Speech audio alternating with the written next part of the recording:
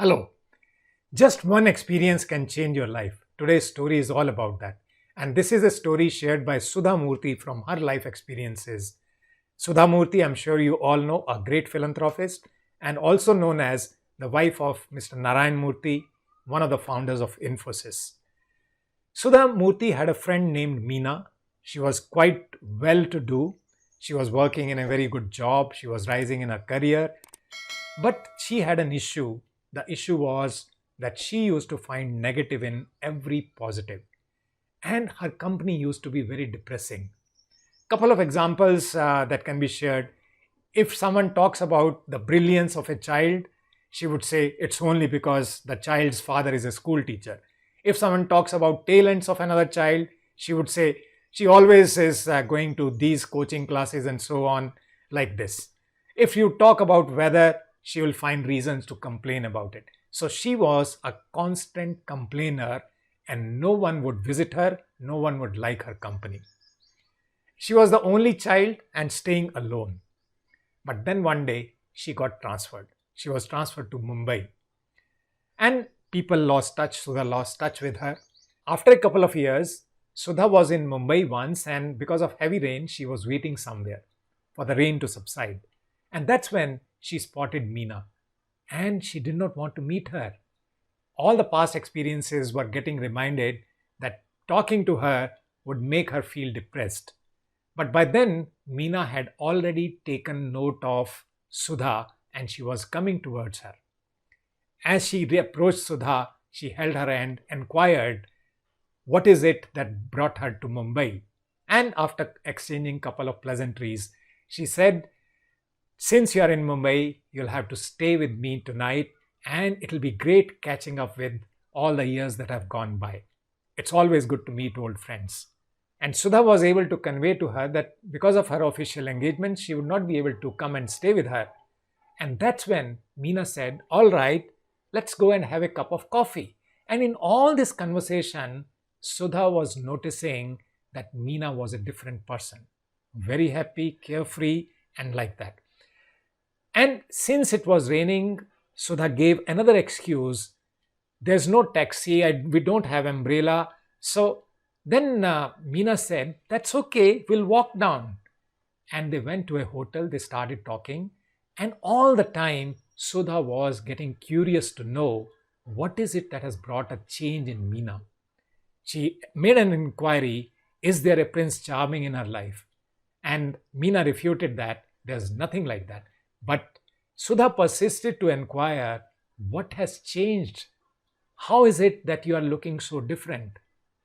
And that's when Meena narrated one of her experiences. I'm staying all alone in Mumbai, all by myself, and outside our apartment, there used to stay a beggar along with her 5-year-old granddaughter. And as per my habit, whatever food was left over, I used to give it to that beggar so that some of their needs are taken care of. There came a day, it was raining very heavily, and I was cribbing and complaining about it. That day, I was not even able to go out and give that food to that beggar.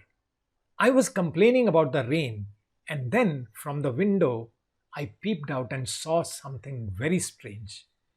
What I saw was that beggar to whom I was not able to give food that day, that beggar along with her granddaughter, they were playing merrily in the rain, jumping, dancing, screaming, because there was no traffic, so all space was to them. And I was in a state of shock. Here I am, staying in a flat, having all the comforts in my life, complaining about rain, and here there's a person who doesn't have anything in life, but the kind of joy he is experiencing, I have never experienced. And that was the day I decided to bring a shift in my life.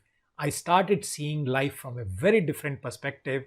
Immediately, one of the first things I did was I made a note of what all blessings and comforts do I have in my life and what is it that I don't have in my life. And I realized the list of all that I had in my life was much too long to complain about. And that was the day I made a decision that I'll be a different person. Then Sudha asked another question. So, how much time did it take for you to change? Meena said that obviously it did not happen immediately. It took me about 2 years to constantly work on myself to figure out what is it that is bothering me, what is it that I need to release, what is it that I need to let go, what is it that need to start noticing. And it has taken me 2 years for bringing that change into my life, in my behavior. And after that, the life has changed totally 180 degrees. So, this is what is the story. But the question here is it true for many of us that in spite of having almost everything in life, we are still cribbing and complaining? We are constant whiners and complainers. And let me say this, complaining does not solve any problem. Complaining doesn't solve any problem. If you want to complain, take an affirmative action towards that complaint so that problem can be solved. Just by complaining, life is not going to change. So, attitude is something which is very significant for creating your life experiences. And who is the person who can ever have the maximum control on your attitude? Obviously, that person is you, because that's all internal work.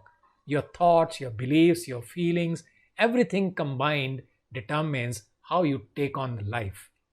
Life will throw challenges on its own, and that's a part of the journey.